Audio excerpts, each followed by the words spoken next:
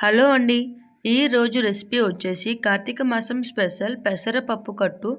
చాలా అంటే చాలా యమ్మీగా ఉంటుంది. మీలో ఎంతమంది తిన్నారు ఈ పెసరపప్పు కట్టు? నాకైతే కామెంట్ చేయండి. ఈ పెసరపప్పు కట్టు చాలా తక్కువ ఇంగ్రీడియంట్స్తో సింపుల్ అండ్ టేస్టీగా తయారు చేసుకోవచ్చు.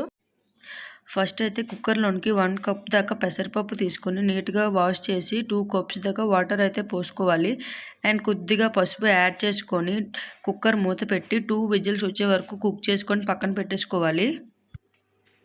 1 కప్ ఆనియన్, 1 కప్ టమాటో, కొత్తిమీర, పచ్చిమిర్చి, అల్లం, వెల్లుల్లి, ఎండుమిర్చి, ఆవాలు, జీలకర్ర, ఇంకా అరచక్క నిమ్మకాయ. స్టవ్ ఆన్ చేసుకొని ఒక గిన్నె పెట్టి ఆయిల్ వేడి చేసుకున్నాను. అండ్ ఆవాలు, జీలకర్ర, ఎండుమిర్చి, హింగ్ వేసుకోవాలి. అండ్ అల్లం, వెల్లుల్లి బాగా కలుపుకొని అండ్ పచ్చిమిర్చి కట్ చేసుకొని పెట్టుకున్నాం కదండి, అది వేసుకోవాలి. అండ్ కరివేపాకు కొద్దిగా వేసుకొని ఆనియన్ వేసి బాగా ఫ్రై చేసుకోవాలి. నెక్స్ట్ వచ్చేసి ఇంకా లాస్ట్లో టమాటోస్ యాడ్ చేసుకొని బాగా కలిపి ఇంకా మూత పెట్టేసి టమాటో సాఫ్ట్గా అయ్యేంత వరకు మగ్గించుకోవాలి. చూడండి, టమాటోస్ అయితే మగ్గిపోయాయి. ఇప్పుడైతే నేను 2 కప్స్ దాకా వాటర్ అనేది యాడ్ చేసుకుంటున్నాను. బాగా కలిపి మళ్ళీ మూత పెట్టేసుకున్నాను.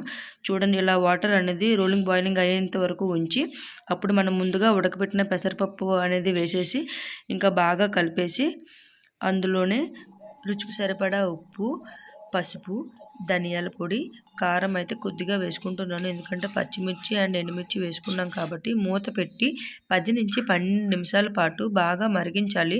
తర్వాత కొత్తిమీర అయితే నేను యాడ్ చేసుకొని బాగా కలిపెట్టుకొని మళ్ళీ ఒకసారి మూత పెట్టి లాస్ట్లో నిమ్మకాయ అయితే వేసుకుంటున్నాను. స్టవ్ ఆఫ్ చేసుకోవాలి.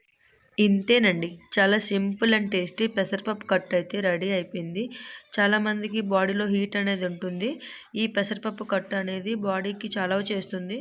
Thank you for watching.